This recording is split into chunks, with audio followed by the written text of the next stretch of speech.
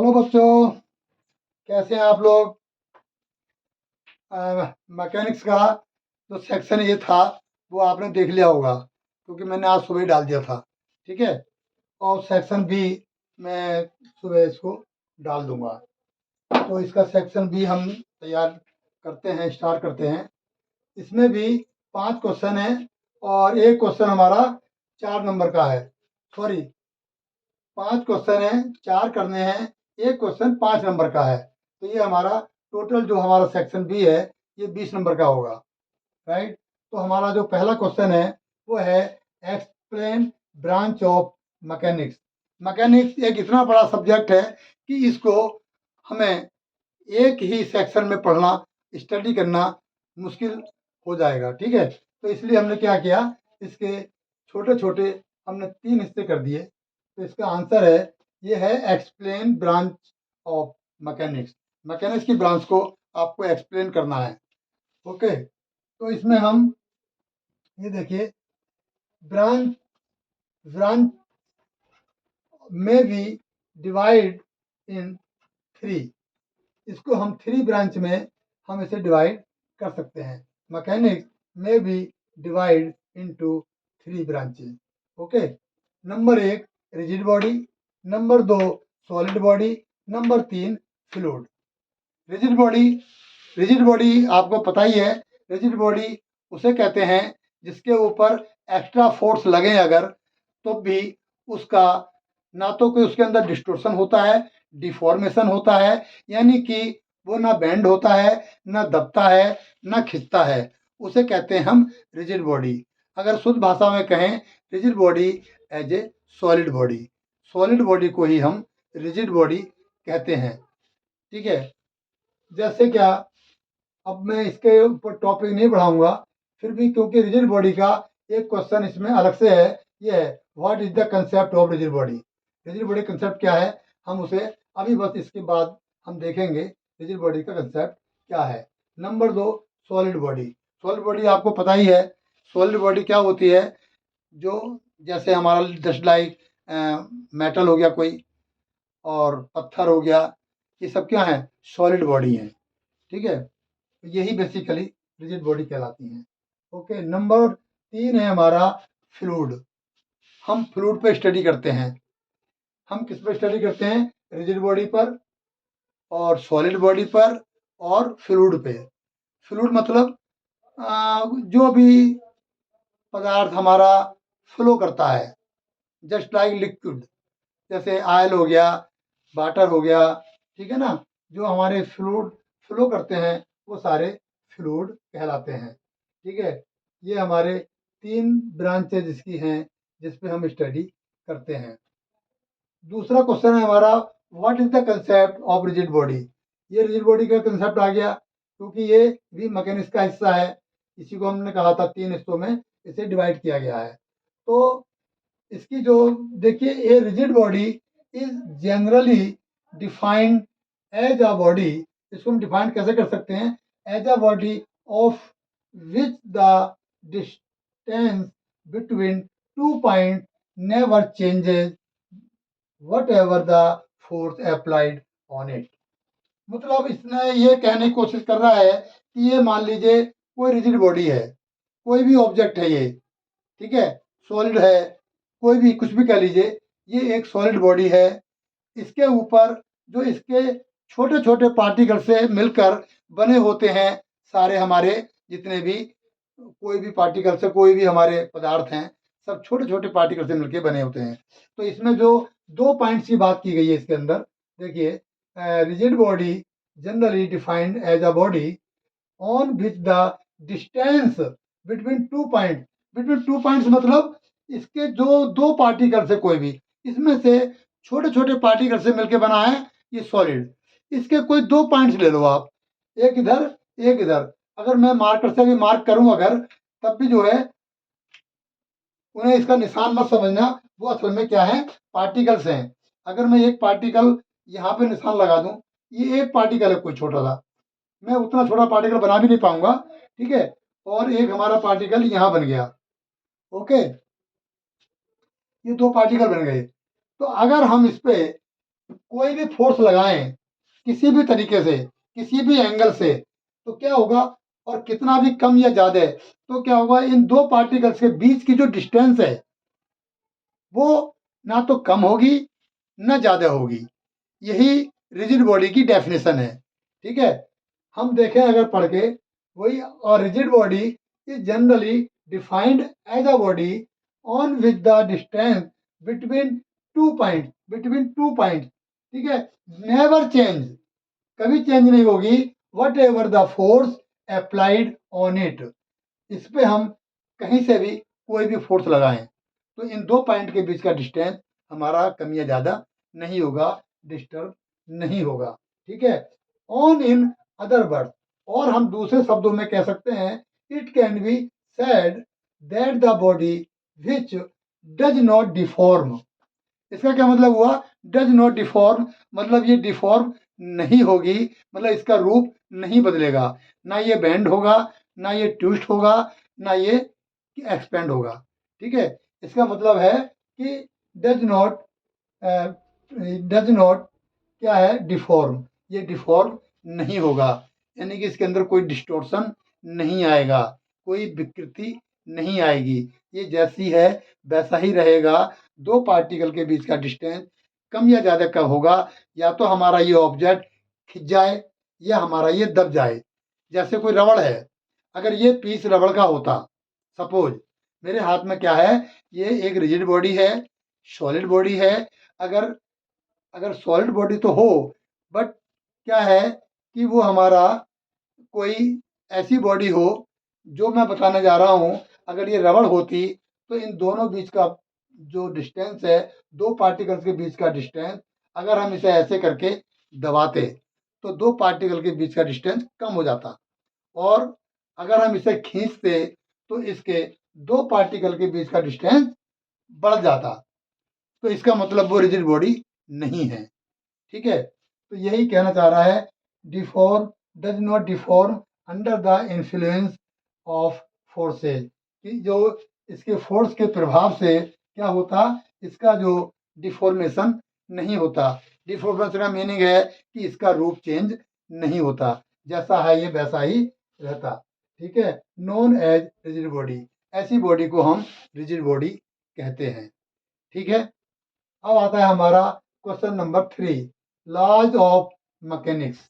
Mechanics के कौन कौन से लॉ हैं वो आपको हमें बताने हैं। ठीक है, ये लिखने हैं, लॉज ऑफ मैकेनिक्स। मैकेनिक्स के लॉ हमें, इसमें क्या क्या है, इन्होंने मुख्यतः 6 ब्रांचेज में डिवाइड किया है। लॉज ऑफ मैकेनिक्स में be divided into 6 branches, 6 branches में से हम डिवाइड कर सकते हैं। यही बहुत आसान है और सबको आसान भाषा में पता भी होगा। एक तो इसमें लिख दो, न्यूटन्स के तीनों लॉ लिख दो। ठीक है, 3 लॉ तो यही हैं, ये सब मैकेनिक्स में काम आते हैं। ठीक है, चौथा लॉ और है न्यूटन्स का, law of transmissibility of forces, ये है ये, और एक ये है न्यूटन्स का लॉ ऑफ ग्रेविटेशन। इनको मैं एक्सप्लेन कर देता हूँ, जरूरत नहीं है, लेकिन न्यूटन्स के first law, second law, third law सभी को पता होंगे। एक बार मैं आपको और रिपीट कर देता हूँ। न्यूटन्स का फर्स्ट लॉ क्या होता है, कोई भी ऑब्जेक्ट जिस कंडीशन में है, जहां भी है, वो उसी कंडीशन में रहना चाहता है। ठीक है, जब तक कि उसके ऊपर कोई एक्सटर्नल फोर्स काम ना करे। अब सपोज अगर कोई ऑब्जेक्ट मूविंग स्टेट में है तो वो मूव ही करता रहेगा, रुकनेगा नहीं, जब तक कि ऊपर कोई एक्सटर्नल फोर्स काम ना करे। और अगर कोई स्टेट बिल्कुल रिजिड कंडीशन में बैठ रखा हुआ है, कहीं ठहरा हुआ है या रेस्ट पोजीशन में है, तो वो मूव नहीं करेगा जब तक कि उसके ऊपर एक्सटर्नल फोर्स कार्य ना करे। तो न्यूटन का फर्स्ट लॉ यही कहता है, जो पदार्थ जिस अवस्था में है उसी अवस्था में रहना चाहता है, जब तक कि उसके ऊपर कोई बाहरी फोर्स, एक्सटर्नल फोर्स काम ना करे। पहला लॉ हो गया। और दूसरा लॉ क्या होता है कि किसी भी ऑब्जेक्ट पर लगने वाला फोर्स उसके मास और एक्सीलरेशन के गुणनफल के बराबर होता है, यानी कि multiplication of mass and acceleration. ठीक है, ये हमारा सेकंड लॉ है। और थर्ड लॉ तो है ही, एक्शन पर रिएक्शन, जब हम कोई बॉडी किसी पे फोर्स लगाती है तो उतना ही फोर्स अपोजिट डायरेक्शन में वो भी बॉडी लगाती है। मैं अगर किसी दीवार को धकेल रहा हूं तो दीवार भी मुझे उतने ही फोर्स से मेरे को ढकेल रही है जितना की फोर्स से मैं उसे ढकेल रहा हूं।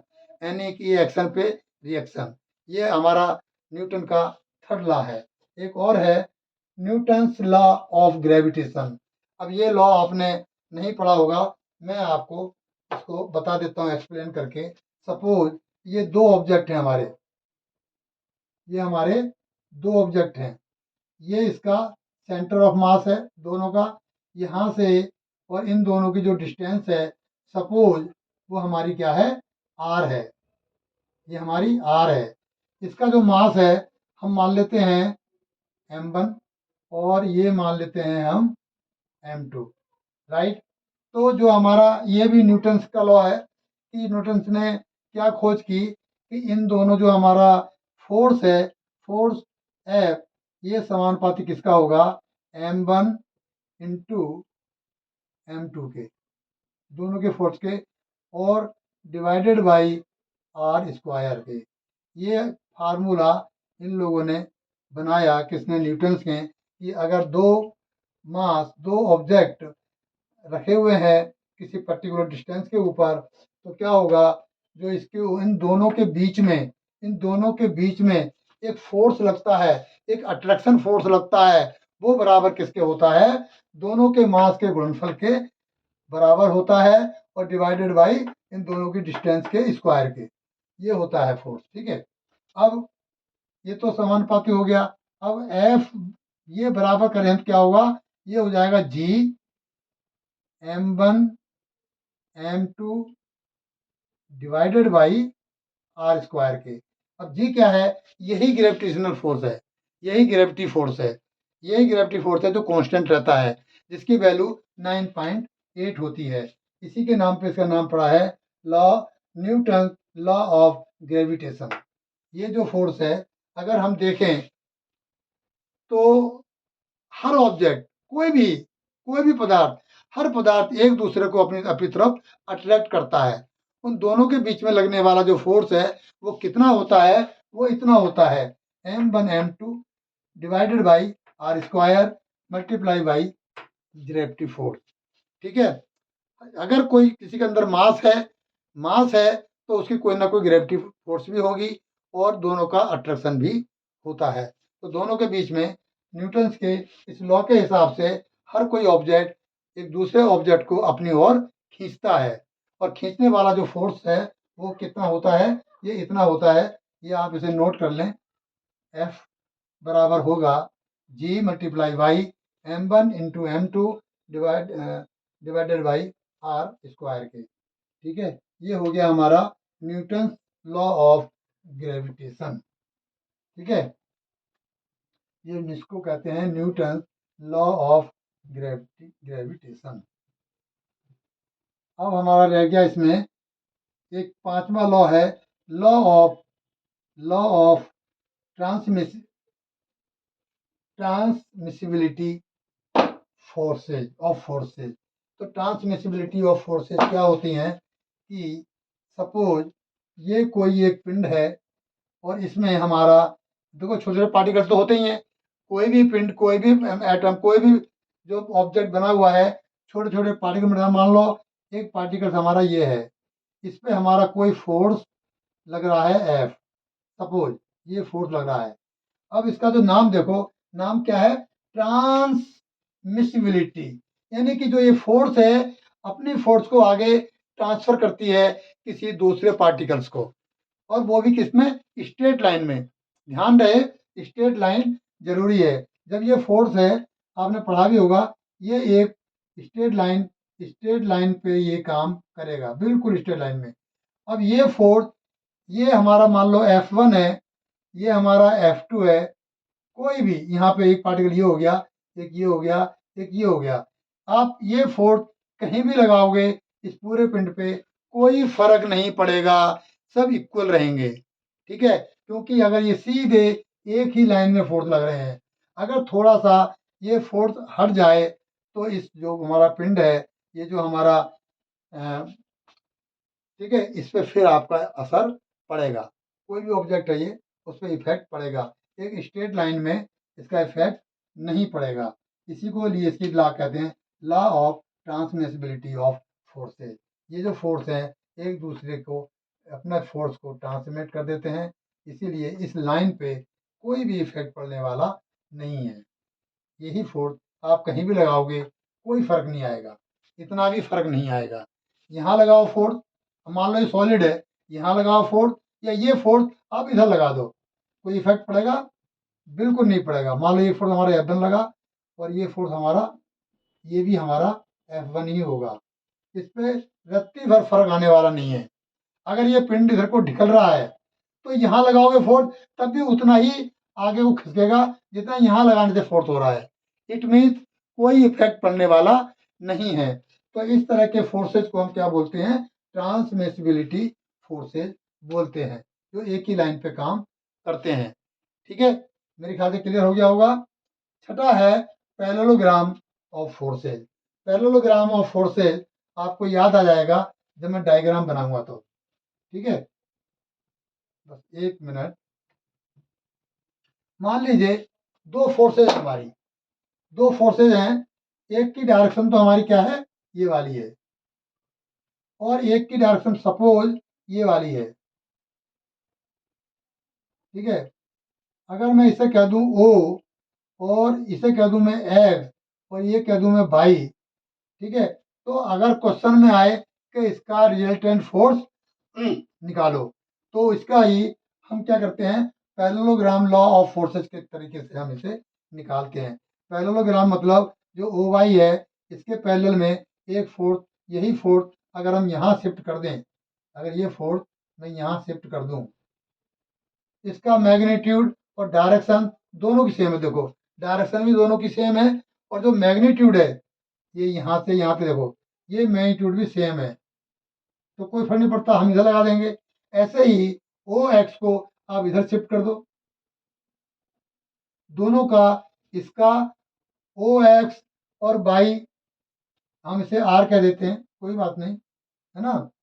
तो ये OY और XR दोनों का मैग्नीट्यूड डायरेक्शन सेम है।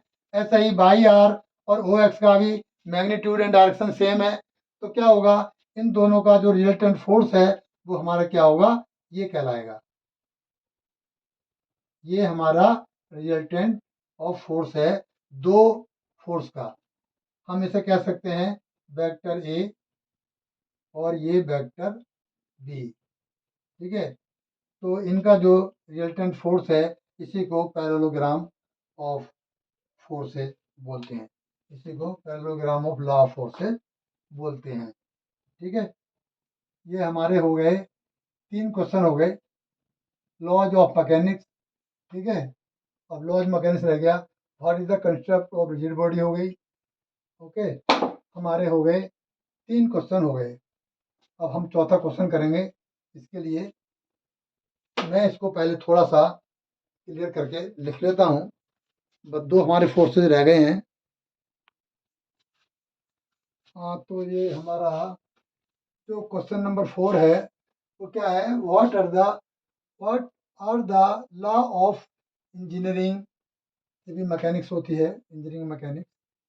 तो इसमें जो क्या है, जो लॉ है वो हमारा क्या होता है? What are the law of engineering, वो क्या होता है? देखिए, an object remains at rest, bracket में लिखा हुआ है इफ ओरिजिनली एट रेस्ट। कोई भी वो हमारा ऑब्जेक्ट है वो क्या है? एक रेस्ट कंडीशन में है। ठीक है, moves in a straight line with constant velocity if the net force on it zero. कोई भी ऑब्जेक्ट अगर हमारा रेस्ट कंडीशन में है या फिर ये कांस्टेंट वेलोसिटी से वो मूव कर रहा है, ये कब पॉसिबल है? जब उस पर लगने वाले जो नेट फोर्स हैं वो जीरो हों। अगर किसी ऑब्जेक्ट पर लगने वाले नेट फोर्स अगर जीरो है तो अगर वो रेस्ट पोजीशन में है तो रेस्ट में रहेगा, और मूविंग कंडीशन में है तो वो एक कांस्टेंट वेलोसिटी पे मूव करता रहेगा जब तक कि उसके पर जो लगने वाले फोर्सेज हैं, जो नेट फोर्स है, जो टोटल फोर्स है, वो जीरो हैं। यही इसका क्या है हमारा, ये हमारा लॉ ऑफ ये इंजीनियरिंग है। ठीक है। पांचवा क्या है क्वेश्चन हमारा, पांचवा इसको हम, ठीक है, पांचवा है what is parallel forces. Forces जो हैं पैरेलल फोर्सेज, हमने जो वेक्टर में भी हमने पढ़ा था कि पैरेलल फोर्सेज क्या होते हैं, लीनियर फोर्सेज क्या होते हैं। ठीक है, वो इसी तरीके से क्या है पैरेलल फोर्सेज क्या होते हैं। इसमें अगर हम ये देखें पढ़ें थोड़ी इसकी, as long as two forces are acting on a body, किसी भी बॉडी पर दो फोर्स क्या है उस पर एक्ट कर रहे हैं। ठीक है, इन द सेम डायरेक्शन, उनकी डायरेक्शन एक है। ठीक है, and are parallel to one other another. तो ये क्या है, तीन फोर्स हैं, ये हमारा कोई ऑब्जेक्ट है, ये कोई हमारी बॉडी है, इसमें तीन फोर्स काम कर रहे हैं, तीनों की डायरेक्शन सेम है, F1 F2 F3, पर ये क्या है, ये जो तीनों फोर्स हैं एक दूसरे के पैरेलल में हैं। सपोज इस पॉइंट से हमारी इसकी दूरी x1 है, ये x2 है, और ये हमारी अगर x3 है, तो इन पे लगने वाला टोटल फोर्स कितना होगा, वो आपने पढ़ाई होगा, F1 into x1 plus F2 into x2 और प्लस F3 इंटू x3। ठीक है, जो हमारा लगने वाला टोटल फोर्स है वो ये होगा, इसके ऊपर लगने वाला। आपको पता ही है क्या होता है, फोर्स इनटू डिस्टेंस। ठीक है, ये हमारी डिस्टेंस है, ये लगने वाला हमारा फोर्स है, तो तीनों का जो टोटल फोर्स क्या होगा, ये हो जाएगा हमारा इस तरीके से। ठीक है, तो ये हमारा हो गया what is the parallel forces. Parallel forces क्या होती हैं, ये इसको आप ध्यान से देखना। ठीक है, इसको भी आप फटाफट जितना हो सके जल्दी स्टडी कर लो। तीसरा और चौथा है वो मैं जल्दी डाल दूंगा। मैकेनिक्स के मेरे दो जो क्वेश्चन है वो कंप्लीट हो गए हैं, सेक्शन ए और सेक्शन बी। ठीक है, ओके।